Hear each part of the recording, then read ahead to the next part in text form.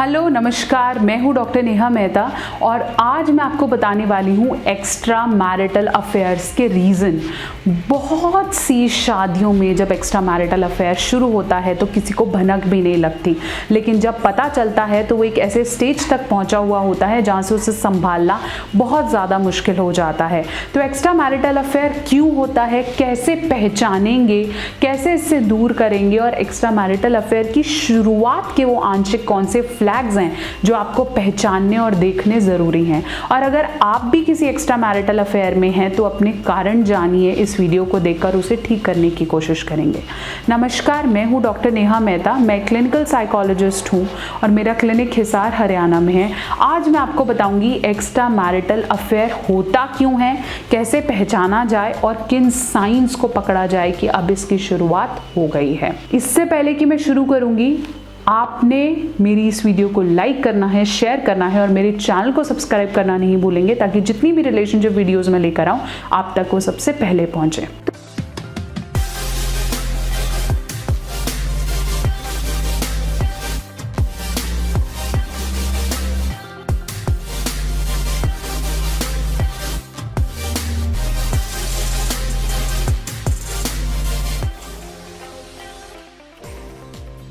तो चलिए, मैं आपको बता रही थी कि एक्स्ट्रा मैरिटल अफेयर्स को कैसे पहचानेंगे और उसके क्या साइंस होते हैं, उसके क्या कारण हो सकते हैं।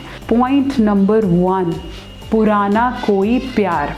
यूजुअली ऐसा होता है कि जो आपके पास्ट अफेयर्स होते हैं वही आपके एक्स्ट्रा मैरिटल अफेयर्स के पार्टनर्स होते हैं। होता क्या है कि जो आपकी मैरिज चलती आ रही है, जिससे आप मैरिड हैं, वो धीरे धीरे फीका पड़ने लगता है, उसमें वो बात नहीं रहती, वो किक नहीं रहता।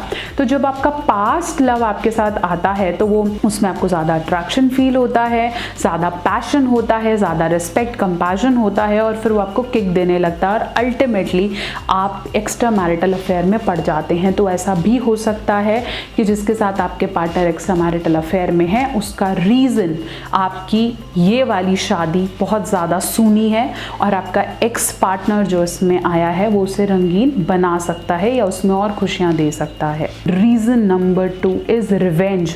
बहुत से लोग एक्स्ट्रा मैरिटल अफेयर रिवेंज के लिए करते हैं कि तुम मुझे नहीं खुश रख पा रहे हो, तुम मुझे ये नहीं कर पा, अब मैं करके दिखाऊंगी, अब मैं ये करके दिखाऊंगा, तूने मेरी जितनी कितनी कलेश कर रखी है कि अब मैं किसी दूसरे के पास जाऊंगा। बहुत बार हमारी फाइट्स या रिवेंज कारण बन जाते हैं एक्स्ट्रा मैरिटल अफेयर के और प्रूफ करने के लिए बहुत से पार्टनर्स एक्स्ट्रा मैरिटल अफेयर करते हैं। तो ये कारण भी देखने की कोशिश करें, क्या ये रिवेंज या प्रूफ के चक्कर में तो नहीं हो रहा है। कॉज नंबर 3, ये भी एक बहुत इंपॉर्टेंट एक्स्ट्रा मैरिटल का कॉज है जो कि दिन ब दिन रोज़ बढ़ रहा है, is benefits.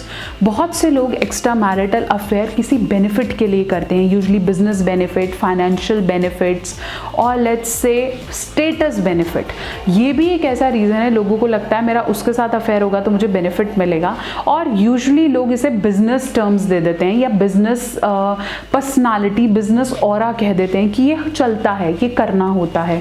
Extra marital affair करना ही गलत है। इसके बाद आप इसके लिए कोई भी कारण या कोई भी तर्क देंगे वो अल्टीमेटली आपके ऑनगोइंग रिलेशनशिप को खराब करने वाला है। कॉज नंबर 4, अगर आपको लगता है कि आपका पार्टनर आपको रिस्पेक्ट नहीं देता, आपकी कंपैटिबिलिटी नहीं है, आपको समझता नहीं है, आपकी ओपिनियंस की वैल्यू नहीं करता है, आपके काम को वैल्यू नहीं करता है, तो वो बहुत बार एक्स्ट्रा मैरिटल अफेयर में कन्वर्ट हो जाता है।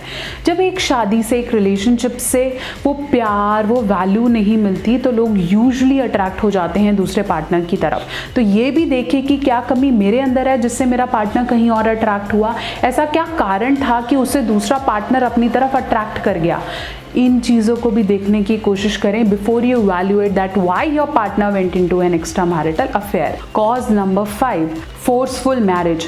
कई लोगों की शादी बहुत ज़बरदस्ती कराई हुई होती है, परिवार के चक्कर में, सोसाइटी के चक्कर में, कास्ट के चक्कर में, तो भी लोग एक्स्ट्रा मैरिटल अफेयर करते हैं कि मैं इसे नहीं छोड़ सकता हूँ, मेरी फैमिली को ये पसंद है, ये तो मुझे करना ही पड़ेगा, मेरी मजबूरी थी, तो फिर लोग एक्स्ट्रा मैरिटल अफेयर में चले जाते हैं। Cause number 6, age. बहुत एजड लोगों का रिलेशनशिप कम उम्र के लोगों के साथ देखा गया है, या फिर कम उम्र की लड़कियां बहुत ज़्यादा एज के मेल्स या फीमेल्स के साथ एंगेज होते हुए इसलिए दिखते हैं क्योंकि उन्हें लगता है कि this is a time to prove their masculinity और फेमिनिटी। मैं जवान हूँ अभी भी, इसलिए बहुत से रिलेशनशिप ऑपोजिट एजेस में दिखाई देते हैं। ये गलत नहीं है, हम किसी को जज नहीं कर सकते, लेकिन अगर एक्स्ट्रा मैरिटल में प्रूफ दिख रहा है या सिर्फ मस्कुलिनिटी या फेमिनिटी प्रूफ करने के लिए किया जा रहा है, तो this is somewhere to be taken care of. Other reasons can be boredom. आप अपनी शादी से बोर हो रहे हैं, कुछ सही समझ नहीं आ रहा है, कोई ऑपोजिट पार्टनर आता है, तो यूजुअली एक्स्ट्रा मैरिटल अफेयर की शुरुआत हो जाती है। बहुत केसेस में रूरल बैकग्राउंड में डेप्ट में होना, लोन में होना, फाइनेंशियल स्टेटस के लिए भी लोग ये एक्स्ट्रा मैरिटल अफेयर्स कर रहे हैं। तो देखिए, इन साइंस को पहचानिए, इसके कारण को एनालाइज करिए और फिर देखिए कि क्या मेरा पार्टनर इस रिलेशनशिप में है, क्या मैं इन रीजंस की वजह से एक्स्ट्रा मैरिटल अफेयर में तो नहीं चला गया, मुझे कब रुकने की ज़रूरत है और किस तरह की हेल्प लेने की ज़रूरत है, आपको खुद एनालाइज करना है। If you feel you really want to recover from an extra marital affair and if you want your partner to recover from extra marital affair, do talk to a relationship counsellor. मैं भी available हूँ, और भी relationship counsellor आपके आसपास हैं जो आपकी इस केस में मदद कर सकते हैं। मेरे साथ बने रहना है, जुड़े रहना है, और आशा करती हूँ कि ये वीडियो आपकी मदद कर पाई होगी कारण जानने के लिए। और वीडियोस लेकर मैं बहुत जल्दी आपसे मिलूंगी। मेरे चैनल को सब्सक्राइब करना नहीं भूलेंगे और मेरी इस वीडियो को लाइक करें और शेयर करें।